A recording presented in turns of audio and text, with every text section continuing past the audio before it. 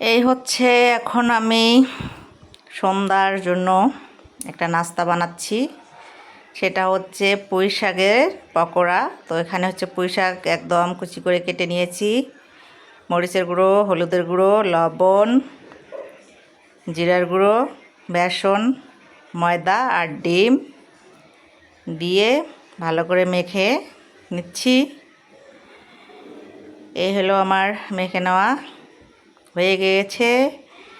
কড়াইতে তেল গরম হয়ে গিয়েছে। এখন একটা একটা করে পকোড়ার শেপে দিয়ে দিচ্ছি। এই পুঁই শাকের পকোড়াটা কিন্তু খেতে ভীষণ ভীষণ ভালো লাগে। তো আপনারা চাইলেই বাসায় ট্রাই করে দেখতে পারেন। যে কোনো সময়ের নাস্তার জন্য একদম পারফেক্ট একটা পুঁই শাকের পকোড়ার নাস্তা বানিয়ে ফেলতে পারবেন। তো আমার একে একে সবগুলো পকোড়া ভেজে নেওয়া হয়ে গেল। এই যে দেখতে পাচ্ছেন সবগুলো আমার ভেজে নেওয়া হয়ে গেছে, একদম মচমচা।